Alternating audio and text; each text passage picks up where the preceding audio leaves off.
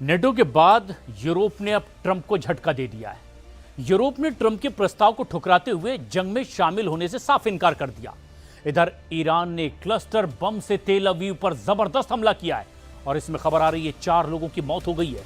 वहीं पेंटागन ने कह दिया है कि इस जंग की कोई टाइमलाइन नहीं और इस जंग में अब तक 2000 से ज्यादा लोगों की मौत हो चुकी है।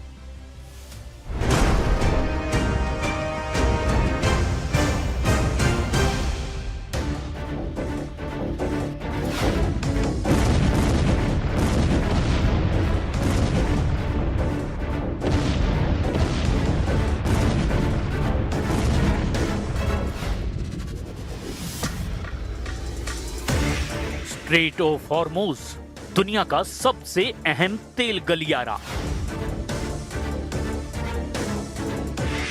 हर दिन लाखों बैरल कच्चा तेल और एलएनजी इसी रास्ते से एशिया, यूरोप और अमेरिका तक पहुंचता है।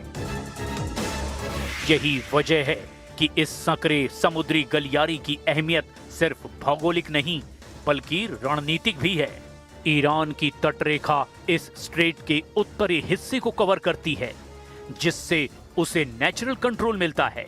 जैसे ही अमेरिका इजराइल ने हमले तेज किए, ईरान ने इसी भौगोलिक ताकत को अपने पक्ष में मोड़ लिया। यानी जहां उसकी सैन्य ताकत कमजोर पड़ रही है, वहीं उसकी लोकेशन सबसे बड़ा हथियार बन गई है।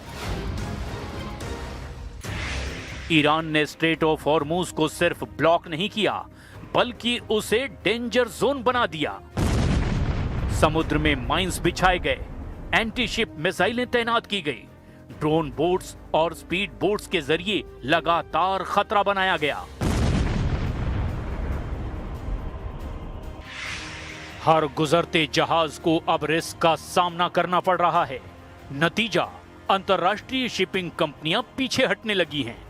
बीमा प्रीमियम आसमान छू गया है और कई टैंकरों ने रास्ता बदल दिया है। यानी बिना पूरी तरह बंद किए ही ईरान ने इस रास्ते को इतना खतरनाक बना दिया है कि दुनिया की सप्लाई चेन खुद ब खुद टूट गई है। यहीं से शुरू होता है असली खेल, इकोनॉमिक वॉरफेयर।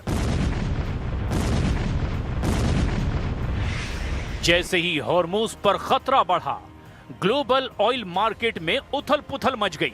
कीमतें तेजी से बढ़ी और दुनिया की बड़ी अर्थव्यवस्थाएं दबाव में आ गई।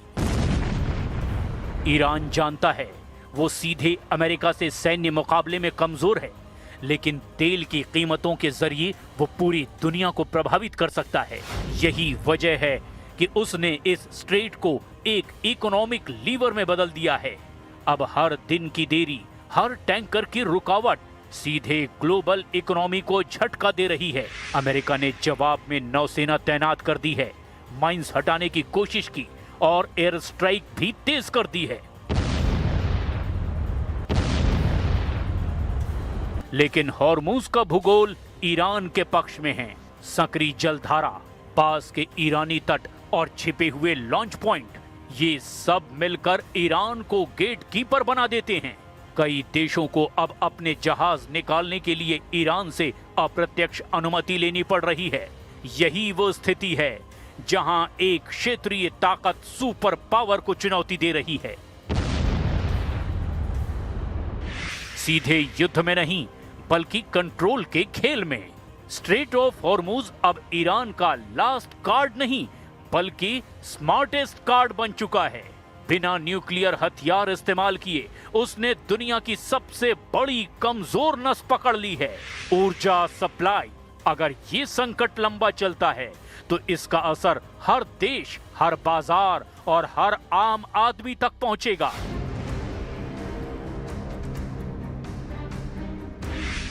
महंगाई बढ़ेगी, सप्लाई चेन टूटेगी और वैश्विक मंदी का खतरा और गहराएगा। ईरान ने अपनी भौगोलिक स्थिति को हथियार बनाकर इस जंग में एक नया मोर्चा खोल दिया है, जो शायद सबसे ज्यादा खतरनाक है। क्योंकि जैसे जैसे तेल की कीमतें बढ़ेंगी, हाहाकार और मचेगा। ईरान ने कच्चे तेल को $200 प्रति बैरल के पार ले जाने की धमकी दे रखी है। इसीलिए अमेरिका सहयोगियों से अपील कर रहा है कि हॉर्मुज से बारूदी सुरंग हटाने के लिए सभी देश एकजुट होकर ईरान पर हमला करें। लेकिन जवाब में नेटो और यूरोपीय देशों ने ट्रंप को सीधे नो कह दिया है। ब्रिटेन, फ्रांस और जर्मनी जैसे देशों ने साफ कह दिया है, ये हमारा युद्ध नहीं है। अमेरिका ने जिस सैन्य गठबंधन को बनाया, जो उसके इशारे पर चलता रहा, उसने भी ईरान युद्ध में साथ देने से मना कर दिया है। इससे बढ़ के ट्रंप ने नेटो को भी फटकार लगाई है। He's lucky I exist. That's all I can say. Because if you're going to allow countries that are sick and demented, and they are demented, to have nuclear weapons, everybody in the whole world should be very thankful. And I'm disappointed in NATO, very disappointed. I'm disappointed in a couple of other countries too. But they should be very thankful that this